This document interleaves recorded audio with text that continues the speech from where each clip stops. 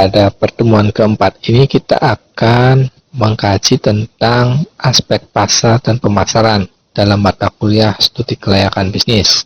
Analisis dan penilaian aspek pasar memang merupakan salah satu penilaian yang penting dalam rangka menilai suatu kelayakan proyek atau perusahaan. Gagasan proyek biasanya timbul karena pemilih atau pemilik gagasan itu melihat adanya peluang atau kesempatan pasar yang masih terbuka. Banyak proyek tidak berhasil karena mengabaikan aspek pasar, terutama proyek-proyek yang dibangun karena alasan politis, prestis, dan bukan alasan ekonomi. Kita bisa lihat tentang proyek mobil nasional zamannya Orde Baru bangkrut, hancur karena memang proyek itu dibangun tidak diperhitungkan alasan ekonomisnya. Apakah memang mobil nasional itu secara efisien itu sudah siap untuk bersaing di pasar, atau memang hanya sekedar alasan kebanggaan politik sehingga proyek mobil nasional itu hancur.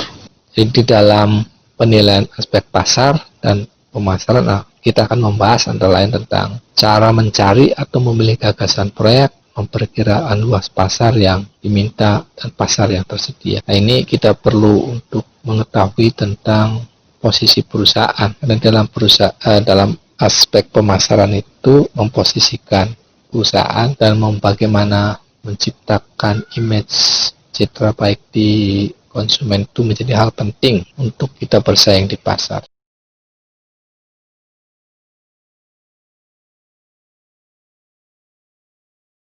Tema utama dalam kajian kali ini adalah sebetulnya mencari dan memilih gagasan proyek.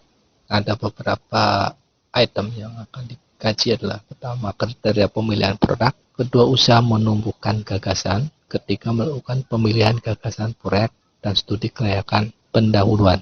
Jadi penelitian mengenai macam produk potensial yang menguntungkan atau produk yang profitable merupakan langkah awal bagi keberhasilan pelaksanaan proyek. Banyak contoh yang menunjukkan bahwa ide produk yang tepat dapat menjadi faktor yang paling penting bagi keberhasilan sebuah proyek bisnis. Jadi kunci suksesnya adalah sebuah proyek akan sukses bila produk itu diterima di pasar. Memasuki bisnis yang tepat adalah perlu saat yang tepat. Umumnya pengusaha biasanya telah memiliki gagasan produk dalam benaknya. Namun terkadang juga karena terlalu yakin terhadap gagasannya menyebabkan proyek mereka malah gagal hanya karena mereka menyukai atau terlampau secara subjektif menyukai sebuah produk, namun produk itu tidak diterima di pasar. Mereka gagal menilai seluruh potensi proyek secara aktif. Oleh karena itu, untuk meningkatkan peluang kesuksesan sebuah proyek, sebanyak mungkin kriteria harus dipertimbangkan dalam menentukan gagasan produk sebelum melangkah pada analisis kelayakan yang lebih rinci. Kesalahan dalam mengidentifikasi kebutuhan pasar akan berakibat pada produk yang ditawarkan tidak mendapatkan respon dari calon konsumennya. Kesalahan tersebut akan mengakibatkan kegagalan proyek karena tidak ada penghasilan yang memadai untuk mengembalikan dana yang diinvestasikan. Di samping itu, jenis produk yang akan ditawarkan berkaitan dengan penelitian pasar, bukan berdasarkan pertimbangan-pertimbangan subjektif. Harus ada riset yang dilakukan. Melalui penelitian pasar akan diperoleh berbagai informasi yang sangat penting. Contoh misalnya selera konsumennya, atribut produk yang disukai oleh konsumen. Semuanya diperlihatkan dan disurvei agar produk yang dibuat itu benar-benar produk yang mencerminkan permintaan pasar.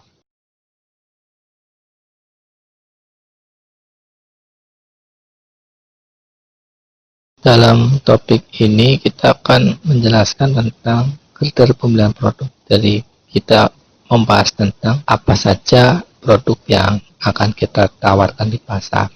Ada 3 kategori produk yang akan kita tawarkan di pasar. Satu adalah produk untuk kebutuhan yang belum dipenuhi. Kedua adalah produk untuk memenuhi kebutuhan pasar yang sudah ada. Dan ketiga adalah produk yang dapat bersaing dengan produk yang sudah ada. Ada karena adanya beberapa kelebihan. Jadi sebelum kita mempertimbangkan cara mendapatkan ide atau gagasan proyek, lebih dahulu perlu kita meneliti beberapa persyaratan yang dibutuhkan bagi keberhasilan suatu produk. Pertama adalah usaha baru harus benar-benar mempunyai pasar yang cukup sehat.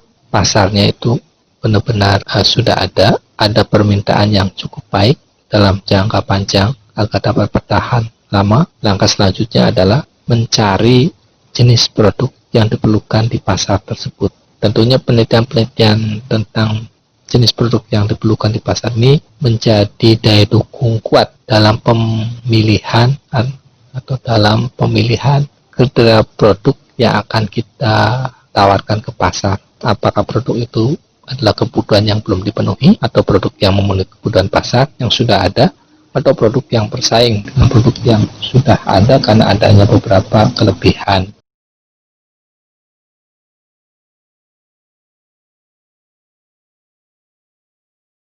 Produk untuk kebutuhan yang belum dipenuhi. Kalau kita berpikir bahwa kita ingin menciptakan produk dipenuhi untuk kebutuhan yang belum ada, maka ini harus dipikirkan ada beberapa alasan mengapa produk itu dibuat atau diciptakan. Satu, karena tak seorang pun mengetahui cara membuat produk yang diperlukan untuk memenuhi kebutuhannya. Kedua, kebutuhan yang belum disadari dan belum dikembangkan. Dan ketiga adalah kebutuhan itu sendiri belum ada dan harus diciptakan. Banyak produk baru, baik barang maupun jasa, termasuk dalam salah satu dari 3 kategori di atas. Kebutuhan akan mesin hitung atau kalkulator kecil, misalnya sudah timbul sebelum teknologinya ditemukan. Ketika teknologi mesin hitung sudah tersedia dan produk tersebut mulai diperkenalkan, maka penjualan mesin hitung jauh melonjak hingga melebihi perkiraan produsen yang paling optimis sekalipun. Contoh lain adalah air mineral dalam kemasan merupakan contoh produk yang pada mulanya tidak disadari. Masyarakat produsen berhasil meyakinkan masyarakat bahwa mereka membutuhkan air yang bersih, sehat, dan praktis untuk dibawa kemana-mana. Dari contoh itu bisa disimpulkan bahwa pengembangan produk dan pengembangan pasar mutlak diperlukan karena kedua hal tersebut merupakan jaminan bagi keuntungan yang potensial.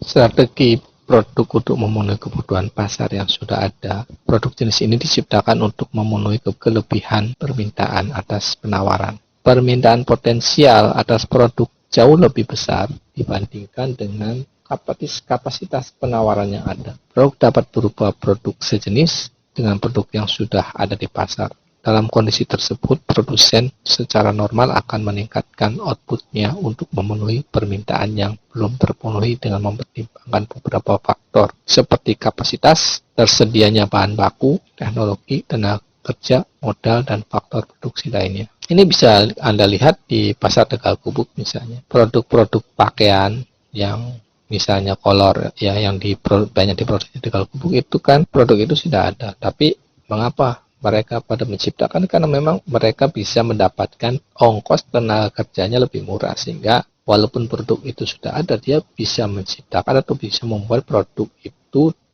diciptakan dalam rangka untuk memenuhi kebutuhan pasar yang sudah ada. Contoh lainnya kebutuhan akan helm pengaman.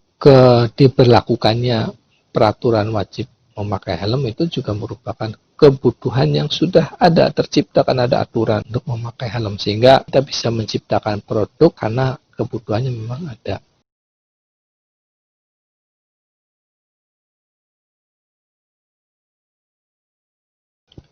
Kita juga bisa menciptakan satu produk yang bersaing dengan produk yang sudah ada karena adanya beberapa kelebihan. Contoh ini bisa dilihat karena atau produk ini dibikin karena memang desainnya lebih bagus, tampilnya lebih baik, kualitasnya lebih baik, dan mempunyai keunggulan bersaing secara kompetitif. Harganya bisa lebih murah, memiliki keunggulannya dengan biaya kos yang lebih baik seperti biaya produksi, biaya distribusi, dan biaya pemasaran itu lebih rendah. Penurunan biaya dapat dicapai dengan peningkatan efisiensi perusahaan seperti penekanan biaya bahan baku, biaya tenaga kerja, biaya transportasi, biaya modal. Selain itu, penurunan harga juga dapat terjadi karena campur tangan pemerintah seperti pengenaan tarif, pembebasan pajak yang dimaksud dengan melindungi produsen dari barang impor atau sejenis. Model produk-produk seperti ini bisa dilihat dari banyaknya konveksi-konveksi yang ada di Tegal Gubuk. Itu juga meniru produk-produk yang bermerek. Hal itu juga dilakukan karena ongkos tenaga kerjanya lebih murah dan desain-desainnya sudah bisa ditiru dengan baik. Itu juga menunjukkan bahwa karena adanya desain atau kualitas yang atau harga yang lebih murah.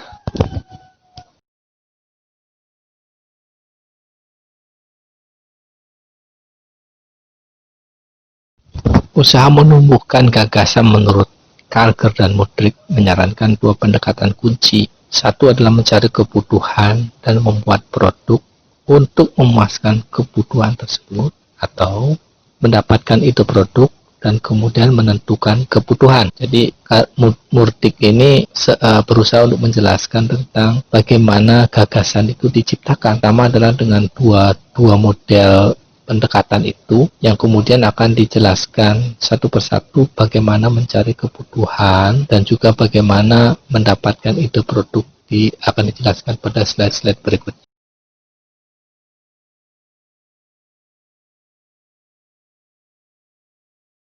Kita bisa mencari kebutuhan itu dengan cara atau mengembangkan gagasan itu dengan cara mencari kebutuhan. Caranya adalah dengan mempelajari industri yang sudah ada.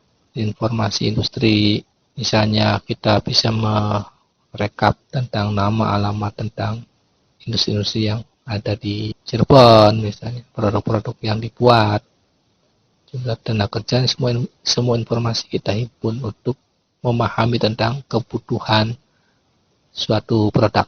Jadi mempelajari industri yang sudah ada itu, kita bisa melihat kebutuhan yang dipenuhi bukan hanya oleh industri lokal atau produk yang masih impor. Mengapa produk tersebut tidak diproduksi di dalam negeri? Misalnya kalau produk itu ternyata produk impor, ini berarti ada kesempatan untuk memenuhi permintaan. Ada berapa besar kesempatan pasar yang masih ada atau pemenuhan kebutuhan seperti subkontrak, komponen, peralatan, suku cadang, jasa, dan sebagainya. Yang kedua adalah dengan menganalisis kebutuhan input dan output industri yang sudah ada. Bagi para pimpinan perusahaan dapat mencari peluang usaha dengan mempelajari berbagai input yang diperlukan oleh industri-industri yang sudah ada. Dari studi semacam itu, kita bisa memperoleh peluang seperti memproduksi jenis-jenis bahan baku atau komponen-komponen yang diperlukan oleh berbagai usaha yang selama ini mungkin belum terpenuhi. Yang kedua adalah mendirikan usaha dengan spesialisasi pada pembuatan komponen untuk beberapa industri, karena dengan demikian kita memiliki kesempatan yang terbuka untuk dapat memproduksi dengan harga yang lebih rendah sehingga kita bisa bersaing. Selanjutnya, dengan mempelajari hubungan input-output dapat diperoleh kriteria antar sektor. Bagaimana mengetahui bagaimana output suatu sektor didistribusikan ke sektor lain, seperti input informasi bisa memberikan arah kesempatan usaha. Yang selanjutnya adalah analisa pertumbuhan penduduk dan data demografi. Kebutuhan bermacam-macam produk sangat erat kaitannya dengan proyeksi jumlah atau pertumbuhan demografi penduduk. Misalnya tahun 1950 pertumbuhan penduduknya itu atau kelahiran anak-anak pada tahun 50-an itu mungkin sekitar 2,19%. Kemudian pada tahun-tahun selanjutnya ada yang 10%, dan itu bisa kita proyeksikan untuk kebutuhan pakaian dewasa dengan kebutuhan pakaian anak itu mungkin akan berbeda. Kemudian ini sebagai contoh tadi. Selanjutnya tentang kebutuhan itu bisa kita pelajari dengan studi rencana pengembangan wilayah. Organisasi pengembangan industri di di semua negara berusaha merencanakan dan mempercepat pembangunan industri dan pertumbuhan ekonomi. Organisasi tersebut melakukan analisis terhadap sumber daya yang tersedia dan kelemahan setiap wilayah untuk pengembangan industri serta mengidentifikasi kesempatan usaha yang mungkin bisa dilaksanakan. Kita bisa mencari data-data dari sumber-sumber pemerintah ya untuk pengembangan wilayah itu di Bapeda atau Bappenas. Kita bisa pelajari beberapa laporan yang dibuat di Bappenas atau Bapeda di daerah. Selanjutnya adalah untuk mencari kebutuhan itu bisa dengan cara analisis perubahan sosial. Jadi masyarakat yang mengalami perubahan atau mengakibatkan perubahan nilai sosial itu akan selalu terjadi. Indonesia yang trennya pakaian yang dulu itu ke barat-baratan, sekarang ke timur tengah, gamis itu menjadi tren yang menyeluruh di wilayah Indonesia, hampir semuanya pakai kerudung ya. Itu bisa juga menjadi ke analisis kebutuhan untuk bisa kita produksi produk-produk apa yang akan dibuat untuk kebutuhan di pasar. Kemudian adalah untuk mencari kebutuhan itu studi dampak undang-undang baru. Jadi contoh-contoh pengembangan contoh dampak undang-undang baru itu misalnya adanya deregulasi di sektor keuangan. Bagi pemilik modal mungkin bisa mendirikan bank-bank ya, karena ada kemudahan di dalam pendirian bank-bank tersebut.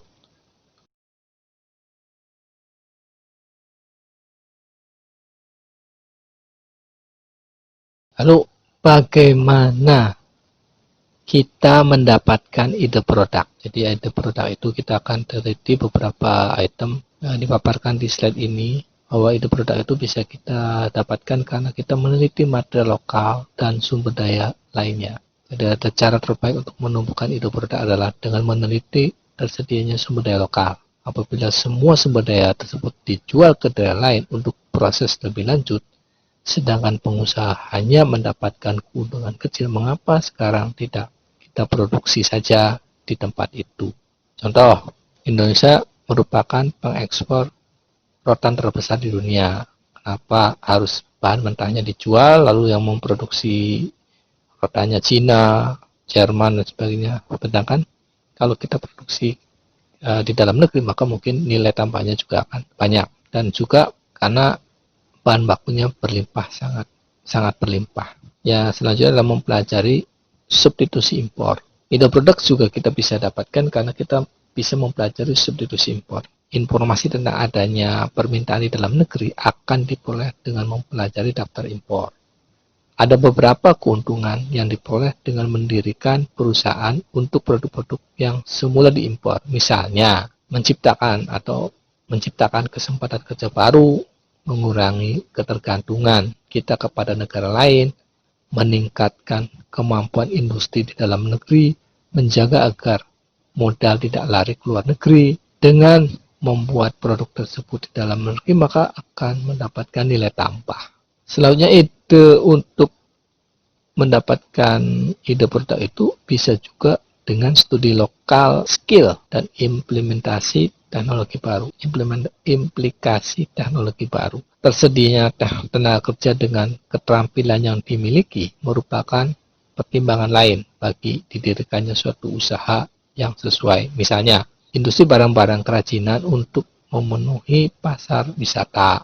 Studi lokal di daerah kita itu khasnya apa, itu bisa digali dan kita bisa tawarkan di tempat wisata, di lokasi di daerah kita sendiri. Jadi, terus kemajuan teknologi membawa pengaruh juga pada beberapa produk, seperti ditemukannya komputer akan membawa dampak terhadap industri, mesin hitung, jam digital, perlengkapan komunikasi, dan juga termasuk ditemukannya produk baru HP atau Android dengan touchscreen-nya itu juga merevolusi tentang semua perangkat-perangkat yang ada sebelumnya.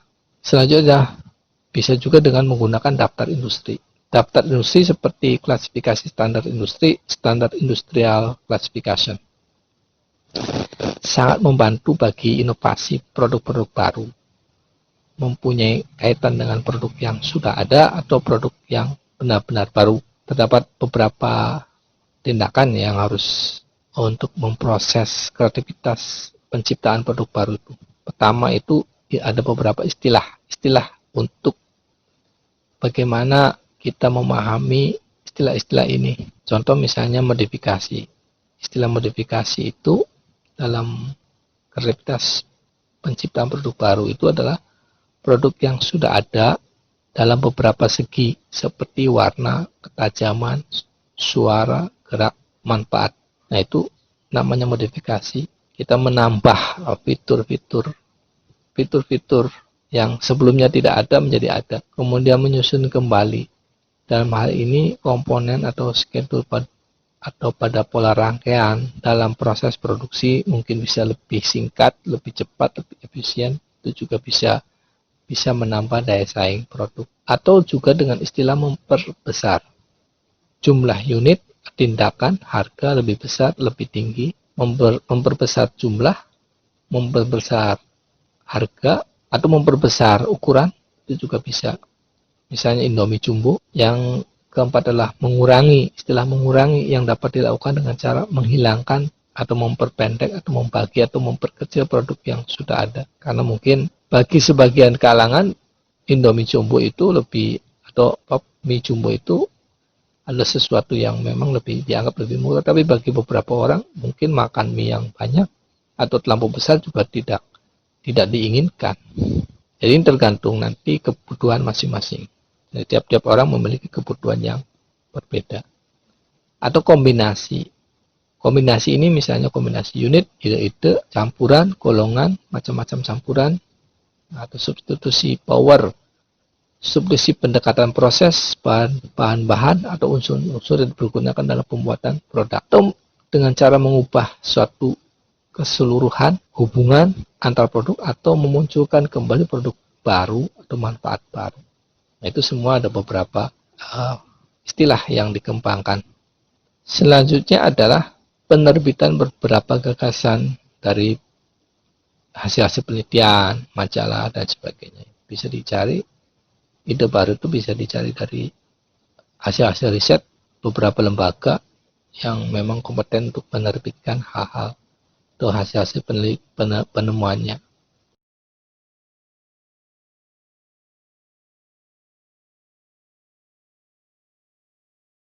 Ide, gagasan, dan usahawan. Apapun pendekatan yang digunakan untuk mendapatkan ide atau gagasan usaha, pada akhirnya seorang entrepreneur harus memilih dengan pasti dan konsisten dengan keinginannya, objektif dan sanggup untuk melaksanakannya. Peluang bisnis yang nyata memiliki 3 faktor. Pertama, sesuai atau cocok. Sesuai atau cocok ini memiliki pengertian bahwa peluang bersifat pribadi, tergantung kemampuan, latihan, dan kata hati. Kedua, akses, artinya seorang entrepreneur atau usahawan tersebut mampu melaksanakannya. Dia mengetahui cara mendapatkan perizinan, menyelesaikan masalah keuangan, dan juga mampu untuk memproduksi.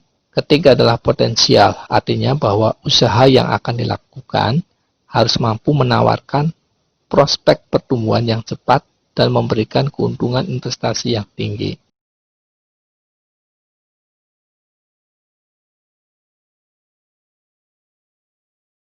Melakukan pemilihan gagasan proyek atau studi kelayakan atau pendahuluan, kita akan melihatnya dalam dua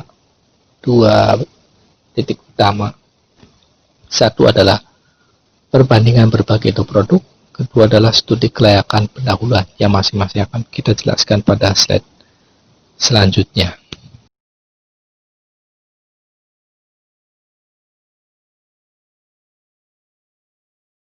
Perbandingan berbagai ide produk, kita bisa melihatnya dengan memenuhi 4 persyaratan. Satu adalah pasar saat ini, kedua pertumbuhan pasar potensial, ketiga biaya persaingan, dan keempat adalah resiko yang rendah. Pasar saat ini, maksud dari pasar saat ini adalah total jumlah permintaan saat ini. Informasi yang dibutuhkan adalah jumlah penjualan produk dari industri terkait saat ini.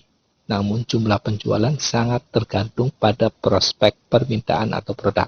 Estimasi prospek permintaan produk didasarkan semata-mata atas estimasi jumlah dan jenis konsumen yang potensial dan daya beli individu serta pada konsumsinya. Ada beberapa faktor yang mempengaruhi penjualan adalah besar kecilnya pasar, hubungan produk dengan kebutuhan, tingkat persaingan, hubungan kualitas dan harga, persyaratan pelayanan dan jasa, tersedianya sistem pemasaran, persyaratan usaha pemasaran, dan kemungkinan untuk melakukan ekspor. Yang kedua adalah pertumbuhan pasar potensial. Dari analisa pasar potensial sebagai sasarannya harus ada prospek pertumbuhan yang tepat serta memberikan keuntungan investasi yang tinggi. Hal ini disebabkan karena dengan tingkat pertumbuhan pasar yang cepat dan tingkat keuntungan investasi yang tinggi, maka modal yang diinvestasikan akan dapat segera kembali. Beberapa indikatornya adalah diperkirakan ada kenaikan atas konsumsi potensial, adanya kenaikan atas kebutuhan, kenaikan penerimaan konsumen, munculnya produk baru, dan kecenderungan ekonomi, seperti kenaikan pada konsumen yang sehat, memiliki keunggulan bersaing. Selanjutnya adalah biaya persaingan. Biaya persaingan, biaya produksi dan distribusi harus memungkinkan harga produk tetap mampu bersaing di pasar dan proyek masih mampu mendapatkan keuntungan atas penjualan produknya. Penilaian hal ini harus memperhatikan beberapa faktor. 1. Biaya berbagai bahan baku, biaya dana kerja, biaya distribusi, biaya pemasaran, tingkat efisiensi proses produksi, biaya asuransi, paten atau lisensi. Yang terakhir adalah resiko yang rendah. Tidaklah mungkin untuk melihat ke masa depan secara pasti, namun demikian justru kemampuan usahawan untuk memproyeksikan masa depan tersebut dan memperhitungkan resiko yang mungkin dihadapi dalam kaitannya dengan permintaan, harga, biaya, dan tingkat keuntungan. Terdapat faktor-faktor yang diperhatikan terhadap kemungkinan terjadinya atau kemungkinan kejadian yang tidak menyenangkan.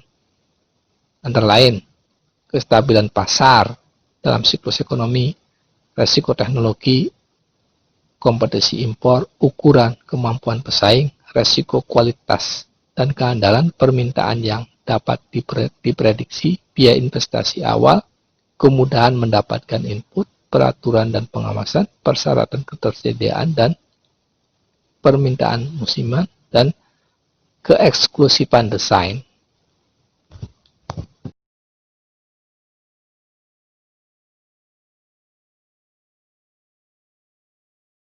Studi kelayakan pendahuluan. Setelah dilakukan penyaringan atas berbagai gagasan proyek yang akan dilaksanakan, selanjutnya kita hanya akan berhadapan dengan beberapa gagasan yang memang memungkinkan untuk dilaksanakan. Untuk memastikan hal itu dapat dilakukan satu studi kelayakan pendahuluan. Karena studi kelayakan pendahuluan yang lengkap akan memerlukan waktu atau biaya yang mahal.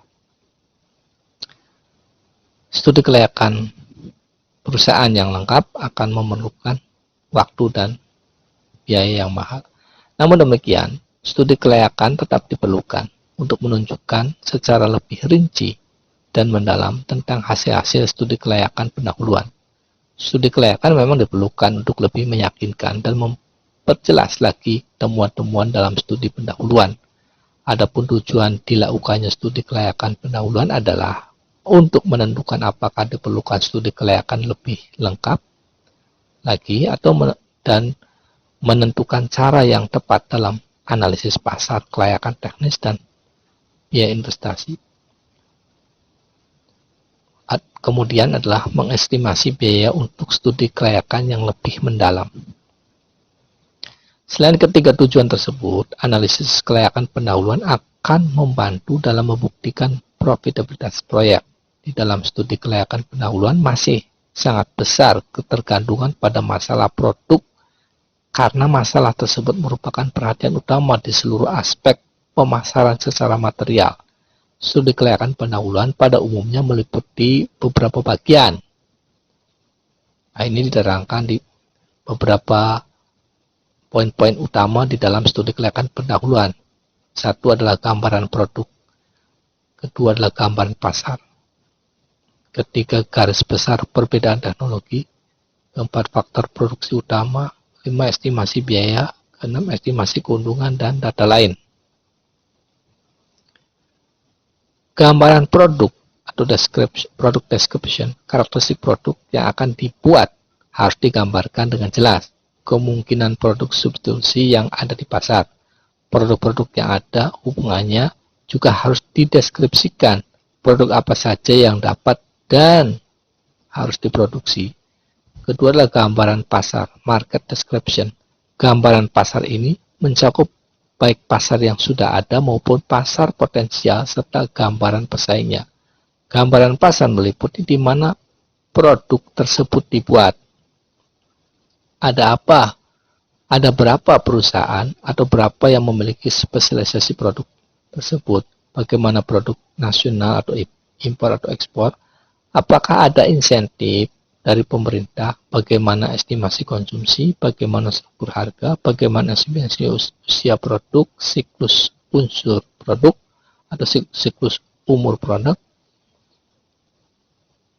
Ketiga adalah garis besar perbedaan teknologi. Teknologi macam apa yang akan dipilih untuk membuat produk?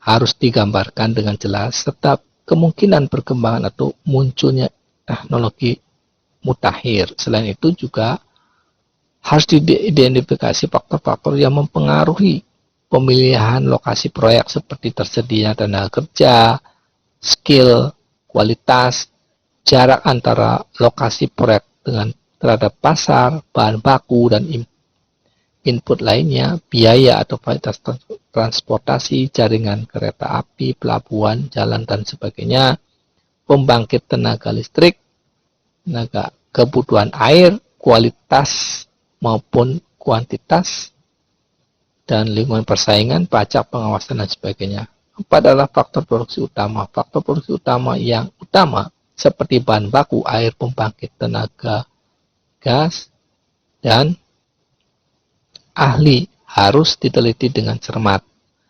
Estimasi biaya harus dilakukan estimasi secara teliti terhadap biaya operation cost, dan biaya investasi. Estimasi keuntungan, pengumpulan data harus mencakup estimasi keuntungan atau perusahaan sejenis dan estimasi keuntungan atas proyek yang diteliti. Data lain, dalam banyak kasus, faktor-faktor berikut merupakan hal penting dalam mengevaluasi kelayakan usulan produk, khususnya dalam hubungannya dengan perusahaan baru, yaitu sikap masyarakat lokal terhadap industri, data pendidikan rekreasi, tersedianya tempat. Jadi, studi kelayakan pendahuluan dapat menunjukkan perlu adanya dilakukan studi kelayakan secara mendalam untuk lebih meyakinkan lagi calon investor maupun kreditor dan pemerintah sehingga dapat digunakan untuk menilai apakah usulan proyek tersebut layak atau tidak untuk dilaksanakan.